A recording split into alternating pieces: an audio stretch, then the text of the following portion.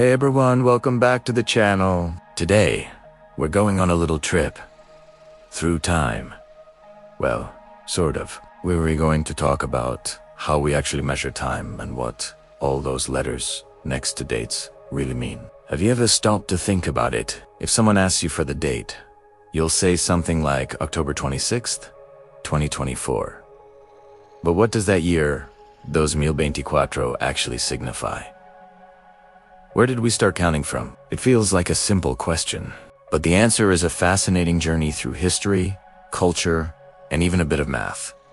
So, let's start with the basics. That big number, the year, is based on a system that has become the global standard. The year 2024 means it has been about 2024 years since a specific historical event, the birth of Jesus Christ. This system, centered around this one moment, is how most of the world organizes its history.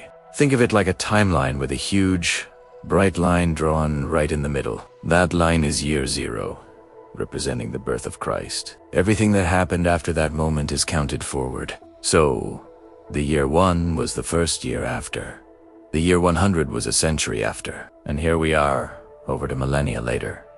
These are the years we live in and are most familiar with. Often, you'll see these dates written with the letters a D in front of them, like a D, 2024. A lot of people think a D stands for after death, but that's a common mistake. It actually stands for Anno Domini, which is Latin for in the year of the Lord. So, a D 2024 literally means in the 2024th year of the Lord. It's a direct reference to the Christian origin of this dating system. But what about all the incredible history that happened before that year zero? We're talking about ancient Egypt, the construction of the pyramids, the rise and fall of the Greek city-states, and the vast Roman Empire. All of that happened before this timeline even started its forward count. For these events, we count backwards from year zero. It's like having negative numbers on a number line. So, the year right before year 1 was 01 BC, the year before that was 02 BC, and so on. The further back in time you go, the bigger the number gets. The letters BC, as you might have guessed, stand for before Christ. So, if an event happened in 500 BC, it means it occurred 500 years before the birth of Christ. It can feel a bit counterintuitive at first, because a bigger number in BC means it's an older event. For example, 753 BC, the traditional date for the founding of Rome, happened long before 44 BC, the year Julius Caesar was assassinated. Now, you might be thinking, this system is very clearly tied to one religion, Christianity. And you'd be right. As the world has become more interconnected and secular, there's been a shift to use more inclusive and neutral terminology. This is where you might have seen some different letters pop up in museums or history books. Instead of AD, you will very often see CE. CE stands for Common Era. It refers to the exact same period of time as AD. So, the year 2024, AD is identical to the year 2024, CE. Nothing about the number or the calendar changes. Who's to name? It acknowledges that this dating system has become the common standard used globally for business, science, and history, without referencing a specific religious figure. Similarly, instead of BC, you'll see BCE. This stands for before the Common Era. Again, it's a 101 replacement. 500 BC is the exact same year as 500 BC. The goal is simply to create a more neutral, academic standard that everyone can use, regardless of their cultural or religious background. So, if you see CE or BCE, don't get confused. Just remember, CE means the same as AD, and BCE means the same as BC. They're just the modern, more inclusive terms. This global standard is relatively new in many places. For example, in a country like India, with its own ancient calendars and ways of marking time.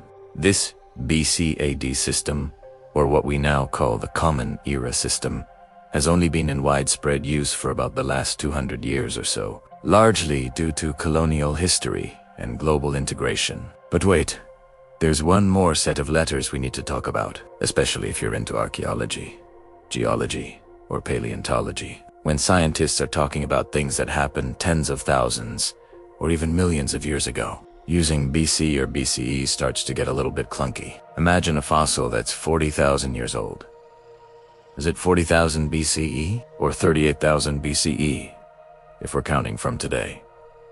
It gets complicated. To simplify this, scientists often use the letters BP, which stands for before present.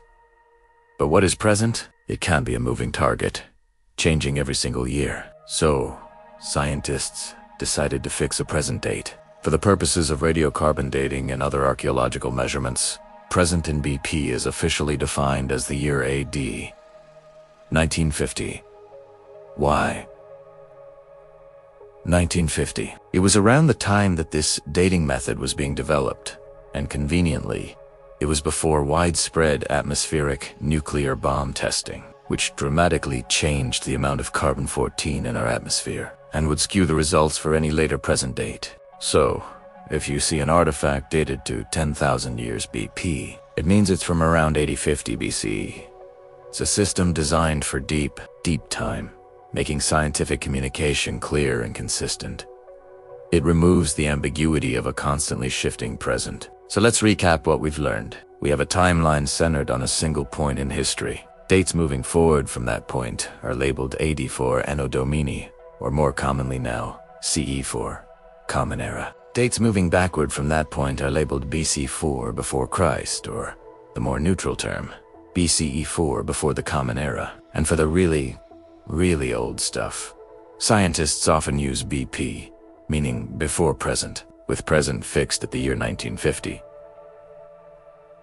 It's amazing how a simple thing like writing down a year can hold so much history, culture, and science within it. It's a system built on tradition but adapted for the modern, globalized world we live in today. It allows a historian in Brazil, an archaeologist in Egypt, and a student in Japan to all understand exactly when an event took place on our shared human timeline. So next time you write down the date or read about an ancient civilization, take a second to think about those little letters and the incredible story of timekeeping that they represent. It connects us all to the past in a way that is both simple and profoundly complex. Thanks so much for watching and for joining me on this journey through time. If you found this interesting, be sure to hit that like button and subscribe for more deep dives into the fascinating stories behind our everyday lives. See you in the next video.